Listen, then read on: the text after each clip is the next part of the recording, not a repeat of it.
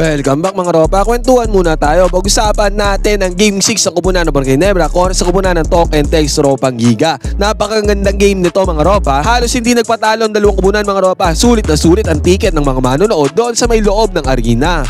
Kung manalo man ang Kupunan ng Barangay Nebra dito sa game na to mga ropa, magcha-champion na sila. Kung manalo naman ang Kupunan ng Talk and Text, do or die game mga ropa. Game 7 ang aabutin itong serye na to. Pero dito sa game na to mga ropa, sabi ko nga sa inyo, sobrang ganda na naging laban. Pero doon sa huli, nakamit ng Kupunan ng Talk and Text Ropang Giga ang panalo ko sa Kupunan ng Barangay Nebra. Kahit sobrang ganda nitong game na to mga ropa, isa-isa may natin ang ginamit na diskarte dito ng Kupunan ng Talk and Text Ropang Giga para talunin ang Kupunan ng Barangay. Panalo nga ang Kupunan ng Talk and Text Ropang Giga kontra sa Kupunan ng Barangay Nebra mga ropa, magkakaroon tayo ng Game 7 do or die. Ito ang game analysis at breakdown Barangay Nebra versus Kupunan ng Talk and Text. Simulan na natin to.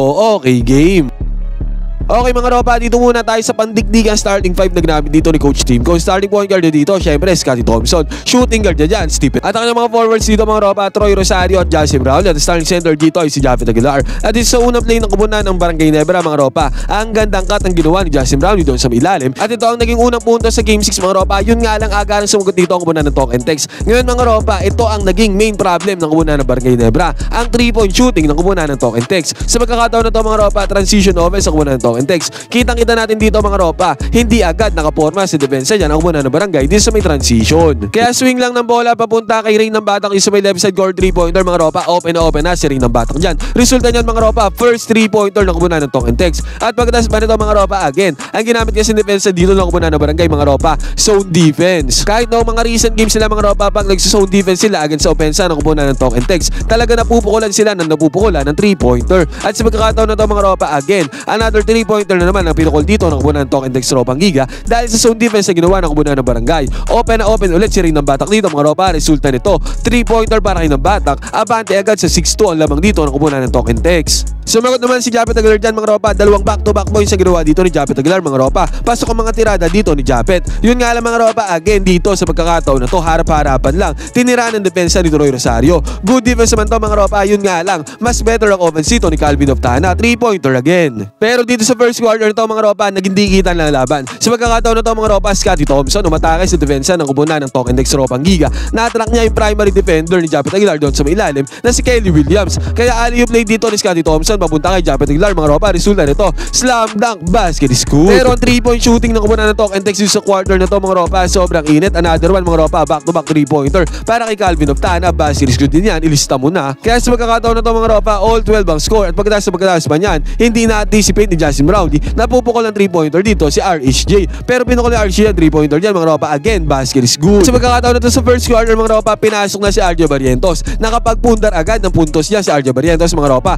Automatic 4 points kagad nagawa dyan ni RJ Barrientos. At magsiba dito mga ropa sa mag-transition offense sa Kupunan ng Barangay. Fast break mga ropa, Justin Brownlee ang tumirada dito para sa Kupunan ng Barangay. At hindi pa nagpaawat niya si RJ Barrientos mga ropa. Another mid-range jumper na naman ang kanyang pinakawalan dito. At dahil dyan, 20-17 ang score lamang ng 3 puntos dito ang Kupunan ng Ginebra. Agaran naman bumawi dyan ang Kupunan ng Talk and Text mga ropa. Dito si Kim Aurin na may hawak ng bola. Inatake niya, pinenetrate niya ang depensa ng Kupunan ng Barangay. Na-attract niya dito ang depensa ni Justin Brownlee mga ropa. Kaya pasa niya lang kay Glenn Kubuntin doon sa may lalim. Easy 2 points para kay Kubuntin. Dito nga sa first at second quarter mga ropa, naging dikitan at digdigan na laban. Sa pagkakataon na to mga ropa, nakauna dito si Jamie Malonzo ng mid-range jumper, basket is good. At sinundan pa to mga ropa ng mid-range jumper din. Harap-harapan si depensa ng Kupunan ng Talk and Text ni Justin Brownlee. At dahil dito mga ropa, bahagyang lumamang ang Kupunan ng Barangay Nebra sa pagkakataon na to. Pero si RHJ mga ropa, sobrang lakas na move ang ginawa dito. Fast break to mga ropa. Hindi napigilan ang depensa ng Kupunan ng Barangay Nebra. Ang offense ang ginawa dito ni RHJ. Resulta nito, 2-pointer para RHJ. Basket is good. At pagkatapos pa nito mga ropa, dire-diretso lang si Calvin Oftana dun sa kanilang ring mga ropa.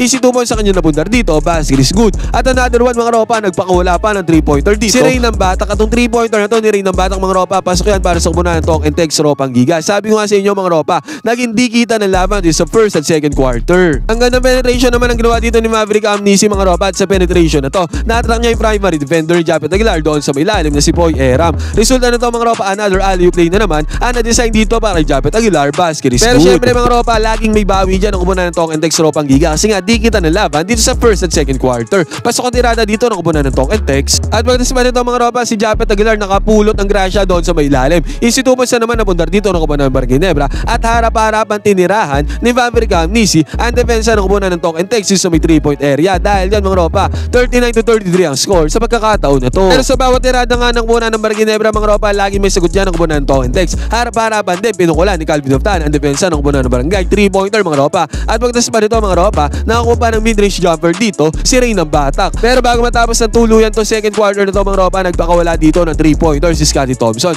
Dahil sa 3-pointer na yan mga ropa, ang score 42-38 mga ropa, 4 na puntos sa naging kalamangan dito ng kupunan ng Barangay Ginebra pagtatapos ng first half. Nag-enjoy ka na at nanalo ka pa, piliin ang link na nasa may comment section, gamitin ang promo code na Johans, piliin ang sports option para makakuha ng 12,000 bonus. Dito naman sa third quarter mga ropa, start strong dito ang kupunan ng Talk and Text Ropang Giga. Nagkaroon sila ng 7 oran dito mga ropa dito sa bungad ng third quarter. Pumapasok lang mga tira dito mga ropa at ang 3-pointer dito ni RR Pogoy mga ropa, base siguro para sa kanya, 45-42 ang score dito. Pinutol naman ni Justin Brownlee ang run na yan ng kupunan ng Talk and Text Ropang Giga mga ropa. Pasok ang floater dito ni Justin Brownlee. Yun nga lang mga ropa, nagpatuloy ang kupunan ng Talk and Text Ropang Giga sa kanilang mainit na opensa. Sunod-sunod na puntos ba rin ang kanilang ginagawa dito mga ropa. Pero buti na lang mga ropa, ang kupunan ng Barangay Ginebra ay nagkaroon rin ng kanilang run dito sa may third quarter. Sunod-sunod na puntos din ang kanilang ginawa dito mga ropa. Ang opensa nila mga ropa ay sobrang init. Pumasok pa ang 3-pointer dito ni Simenol bago matapos ng third quarter mga ropa. Yun nga lang, bago matapos ng tuluyan ng third quarter, nakapukol pa ng 4-point shot dito si Ray ng Batak. At dahil dyan mga ropa, 63-62 ang score dito pagpasok ng fourth quarter. Isang punto sa kalamangan dito ng kupunan ng Talk and Text. Mga ropa, dito naman sa pagpasok ng fourth quarter, ganun ulit ang storya katulad doon sa third quarter. Maagang umalago sa opensa dito ang kupunan ng Talk and Text Ropang Giga. Buo sila sa opensa dito at nangyari pa dito mga ropa, naging 72-62 ang score. 10 puntos sa naging kalamangan dito ng kupunan ng Talk and Text. Dito sa may fourth quarter, syempre mga ropa, hindi naman hinayaan ng kupunan ng Barangay Ginebra na tuluyang lumayo sa puntos yan ng kupunan ng Talk and Text. Bumawi din sila dito sa opensa nila mga ropa. Pumapasok din ang tira dito ng kupunan ng Barangay Ginebra mga ropa. Sumasagot sila sa offense ang ginagawa ng kupunan ng Talk and Text. Yun nga lang mga ropa, ang kupunan ng Talk and Text Ropang Giga ay naging consistent dito sa offense sa may fourth quarter. Pero si Justin Brownlee mga ropa, harap-harapang pinukulan sa may 3-pointer. Ang depensa dito ni Ronde Hollis Jefferson. Panis dito ang depensa ni RHJ mga ropa. Pasok ang tirada dito ni Justin Brownlee, crucial yan. At patas pa nito mga ropa, nagkaroon ng putback dito ang kupunan ng Barangay Ginebra. Another 2-pointer na naman nagawa dito ng kupunan ng Barangay. Dahil dyan mga ropa, 78-75 ang score dito sa may fourth quarter. Sobrang crucial ang game na to. Yun nga lang mga ropa, grabe talaga si Ray ng Batak. Sobrang galing na player nito. Ang gandang move ang ginawa dito ni ng Batak mga ropa. Pinanis niya ang depensa dito ng kupunan ng Barangay. Crucial shot to para kay ng Batak mga ropa. Bumawi naman niya si Justin Brownlee. Dalawa magkasunod na punto sa mid-range jumper ang ginawa dito ni JP32 para maging isang puntos na lang kalamangan dito ng kupunan ng Talk and Text Ropang Giga. Yun nga lang mga ropa, sa huli ay hindi na nakakapit dyan ang kupunan ng Barangay Ginebra at tinapos ang kupunan ng Talk and Text ang Game 6 sa kanilang panalo. May Game 7 mga ropa, do or die game. Napakagandang serye to mga ropa, Barangay Ginebra versus kupunan ng Talk and Text. Ngayon mga ropa, ano masasabi nyo dito sa game na to ng kupunan ng Barangay kung sa kupunan ng Talk and Text Ropang Giga? Pwede kayo mag-comment yan sa baba ng inyong opinion. Magkwentuhan tayo.